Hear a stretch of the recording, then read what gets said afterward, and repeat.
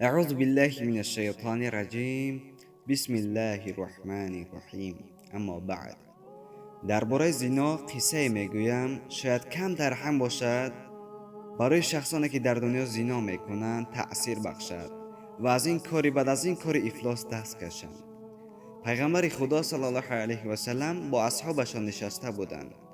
یک جوان آمد به نزد پیغمبر خدا صلی الله علیه و سلم و گفت: ای پیغمبر خدا صلی الله علیه و سلم، میخواهم که زنا کنم.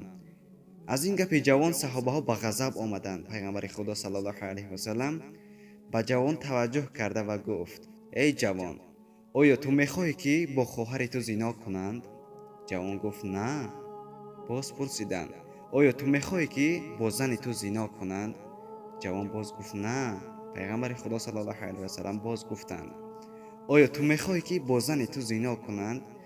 جوان خیلی حیرت زده شد و گفت: نه، نمیخواهم.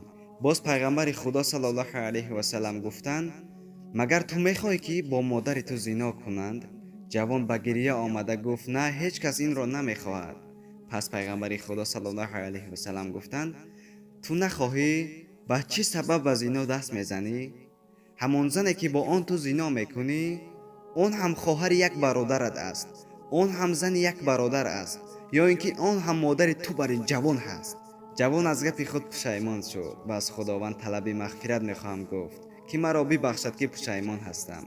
ای برادران، آیا تو امروز با زنی که زنا میکنی؟ خیلی تو از ما تماما موجودات آن را پنهان کردی. آخر چی، خدای خود را فراموش کردی؟ آخر آن خالق تو آن را دیده ایستاده است. تو باید از خدای خود شرم داری. فردا روز قیامت در چه حالت هستی؟ با کاری که چند لحظه دوام میکند، اگر در روی همان زنا جان تو گرفته شود، نه در روی جای نماز، نه در وقت سجده، آیا از این هم دیده شرمندگی نیست؟ در روی زنا دنیا را ترک کنی، آیا شرم نمیکنی؟ ای برادران و خواهران عزیز، از این کار افلاس، از این کاری بد که در روز قیامت را سیاهی می شود دست کشید. زیرا رسول اکرم صلی الله علیه و سلم چی میگویند؟ ای امتی مسلمان، از زنا پرهیز کنید، زیرا در زنا 6 خصلت است. این 6 خصلت بد را 3 تایش را در دنیا میبینی، 3 تای دیگرش را در آخرت. اون 3 خصلتی که در دنیا میبینی، اول چیزی که در دنیا میبینی، اول پیغمبر خدا صلی الله علیه و سلم گفتند: آن چهره نورانی که امتی من دارد، وقتی که به زنا مبتلا شد، آن چهره نورانی از رویش کشیده می شود. در چهره آدم زناکار دیگر نور اسلام باقی نمی ماند. صد افسوس. دوم، رسول اکرم صلی الله علیه و سلم گفتند: خداوند عمر آدم زناکار را کوتاه می کند. هر کسی که در دنیا زناکار است، خداوند عمرش را کوتاه می سازد. و پیغمبر خدا صلی الله علیه و سلم گفتند: عمرش کوتاه است. سوم، رسول اکرم صلی الله علیه و سلم گفتند: آدم زناکار اصلا در سرخانش نان پوره را نمی بیند، نان را نمی بیند. اگر چند هم دولت دارم باشد، دولت او تیز است که از بین می رود. زیرا این زناکار به انصاف است، به امر خداوند تجاوز کرده ایستاده است، با خدای خود جنگ کرده ایستاده است. البته این نعمت را خداوند از او میبرد. و سه عملی که در آخرت خداوند به زناکارها میکند چی است؟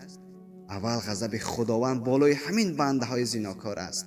سختترین حساب خداوند بالای زناکارها میگردد و بعد از این وارد دوزخ میسازد. البته این مکافات زناکار است در همین دنیا و در آخرت.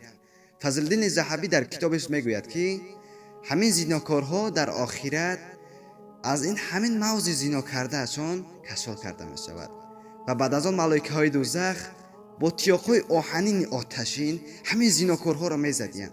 پیغمبر خدا صلی الله علیه و سلم گفتند: حضرت موسی علیه السلام ای خداوند پرسان می شود که در قیامت زناکارها را چی عذاب میکنی؟ خداوند جواب میگوید: من برای زناکار در قیامت در دوران دوزخ یک درع میپوشانم، یک لباس زناکار از این درع. میگه این درع هم قدر گرم و تفسون است که والله قسم، میگه در بالای کوه، بلندترین کوه دنیا پرتوی کوه را خاکستر میکند. انا همین درع لباس زناکار است. رسول الله صلی الله علیه و سلم گفتند: بزرگترین زنا زنای با مادر است، زنای با خواهر است و زنای با اپه است و زنا با زن نامحرم. این از همه وزنین ترین زنا در نزد خداوند به حساب می رود. حکیم در صحیح خودش میگوید که کسی با خواهر خود و یا با اپای خود و یا با مادر خود زنا میکند، حکم آن زناکار کشتن است، قتل است. برای چی؟ زیرا ما پیرو پیغمبر خدا صلی الله علیه و سلم نشدیم، از حدیث او دور شده ایم. پیغمبر خدا صلی الله علیه و سلم میگویند هیچگاه با زنی که محرم شما نیست با او تنها نشینید، زیرا سیوم شما شیطان میشود. وقتی که همون آدمان زناکار و ملائکه ها میزدیند، این آدمان زناکار چی میگفتیند؟ ای ملائکه مرا بسیار عذاب مده، زیرا ما طاقت این را نداریم. و این ملائکه ها چی میگفتیند؟ ملائکه های دوزخ، همین طلب یاردمی که از من میکنی، آیا نمیشد که همین طلب یاردم را در دنیا میکردی؟ در حالتی که زنا میکردی میخندیدی، زنا میکردی راحت میکردی، زنا میکردی معیشت میکردی، از خدایی که تو رو خلق کرد از او شرم نکردی. تو امروز از من یاری طلب میکنی؟